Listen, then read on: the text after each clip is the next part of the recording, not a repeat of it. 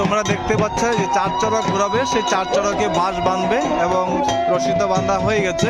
তারপরে গাছটা ওঠানোর পরে 4 চড়কটাকে একসাথে উঠিয়ে দেবে।